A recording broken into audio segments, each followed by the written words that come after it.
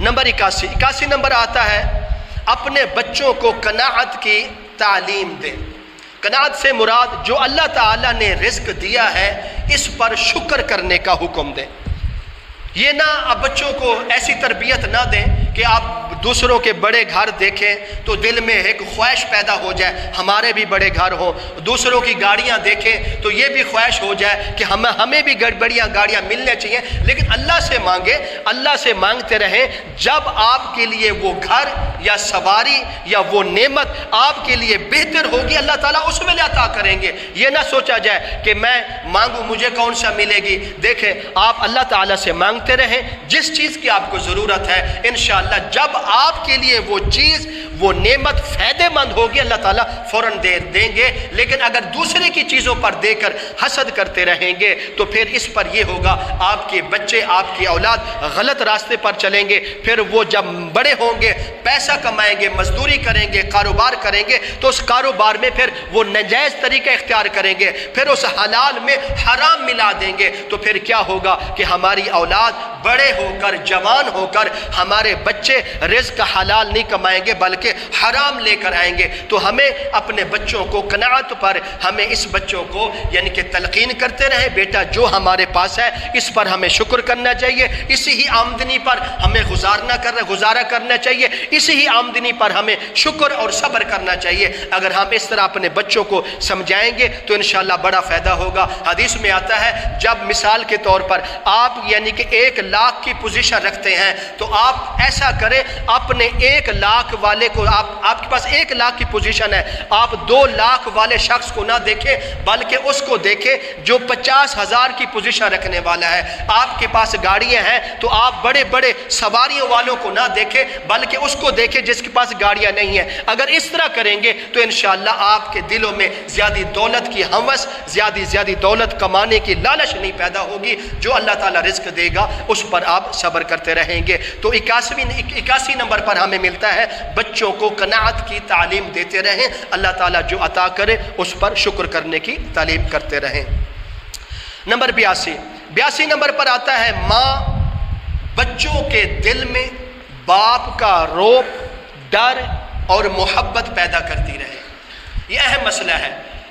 آج دیکھتے ہیں اولاد باپ کی عزت نہیں کرتی، ماں کی عزت کرتی ہے، تو یہ فتنہ کھڑا ہوتا ہے۔ یہ ماں کی بڑی ذمہ داری ہے، کیونکہ حدیث میں آتا ہے سب بچے کی سب تو پہلی درسگاہ ماں کی گود ہوتی ہے۔ تو ماں کا یہ حق بنتا ہے، کیونکہ والد جو ہوتا ہے وہ سارا دن کام کرتا ہے، صبح کو کھانا کھایا کام پر چلا گیا، سارا دن کام کیا، شام کو واپس آ گیا، بچوں کا زیادہ ٹائم ماں کے ساتھ گزرتا ہے۔ تو ماں کا یہ حق بنتا ہے کہ باپ کا رعب اور اس کی محبت اور اس کا ڈر بچوں کے دلوں میں رکھنا چاہیے، تاکہ جب بچے بڑے ہوں گے تو انشاءاللہ باپ کی بھی عزت کریں گے، ماں یعنی کہ احترام کریں گے اور اس سے ڈرتے رہیں گے اور باپ کا ڈر خوف اپنے دلوں میں رکھیں گے۔ تو آج جو معاشرے میں نوجوان یا بچے اپنے والدین کی عزت نہیں کرتے، اپنے ماں باپ سے نہیں ڈرتے یا ان کا کہنا نہیں مانتے، ان کے بچپن کا بگڑی ہوئی تربیت ہے جس کے نتیجے آج اولاد ہمارا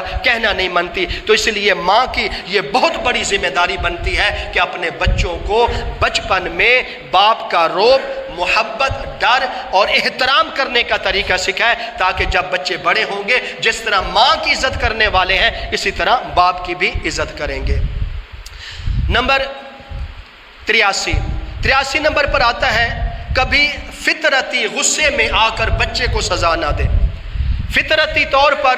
فطرتی اسے کہتے ہیں جب اچانک غصہ آ جائے، یعنی کہ مثال کے طور پر آپ کام پر گئے، شام کو آئے، آپ کے بچے نے فلاں غلطی کر لی، یا آپ کے بیٹے نے فلاں ویڈیو گیم پر چلا گیا، ویڈیو گیم کھیل رہا ہے، تو آپ گھر میں آئے، پوچھا فلاں بیٹا کہاں ہے، تو بیوی نے بتایا کہ وہ تو سارا دن گیم کھیلتا ہے۔ اب آپ جلدی سے اٹھے اور آ کر اس کو مارنا شروع کر دیا۔ اس غصے سے بچے، یہ غصہ اتنا خطرناک ہے، آپ کے بچوں کی جان کا خطرہ ہے۔ اس پر علماء کرام بیان کرتے ہیں، ایک شخص کا واقعہ سنا سنایا کہ وہ کہتے ہیں ایک شخص سارا دن مزدوری کرتا تھا، شام کو جب واپس آیا تو پوچھا میرا بیٹا کہاں ہے؟ بیوی نے کہہ دیا وہ تو میرا کہنا نہیں مانتا، سارا دن ویڈیو گیم کھیلتا ہے۔ تو باپ کو اتنا غصہ آیا، ڈھونڈتے ڈھونڈتے جب وہ آیا تو دیکھا کہ میرا بیٹا ویڈیو گیم دیکھ رہا ہے۔ کیونکہ یہ فطرتی غصہ تھا، اس نے کیا کیا، بچے کو ایک چماٹ ادھر سے کھنچ کے ماری، ایک ادھر سے ماری، اور اپنے بچے کو اٹھا کر زمین پر پھینکا۔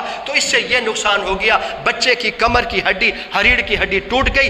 اب لوگوں کے سامنے تو یہ بڑا بہادر بن گیا، اپنے بچے کو سزا دے دی کہ میرا بچہ ویڈیو گیم دیکھا اس لیے میں اس کو بہت مارا اور پھینک دیا زمین پر اٹھا کر۔ اب اس نے لوگوں کے سامنے تو سزا دے دی، لیکن ساری زندگی گھر جا کر یہ والدین روتا رہا۔ جب اس نے اپنے بچے کو پھینکا، ساری زندگی سارا مال خرچ کر لیا، لیکن اس کے بچے کی ہریڑ کی ہڈی نہیں صحیح سلامت ہو سکی۔ ساری زندگی وہ بچہ اپاہج بن کر چار پئی پر زندگی گزارتا رہا۔ تو اس لیے ہمیں فطرتی غصے میں آ کر بچے کو سزا نہ دے، کنٹرول کرے۔ اگر غلطی کر لی ہے تو تھوڑا جہا صبر کرنے کے بعد تو تحمل کے ساتھ اس کو تھوڑی بہتی اگر دینا چاہتے ہیں تھوڑی بہتی سزا دے، ایسی سزا نہ دے جس سزا کے بدلے بچے کی جسمانی یعنی کہ نقصان پہنچے، اس کے وجود کو تکلیف، سخت تکلیف میں وہ وجود مکمل مبتلا ہو جائے۔ ایسی سزا سے ہم نے اپنے بچوں کو بچانا ہے۔ تو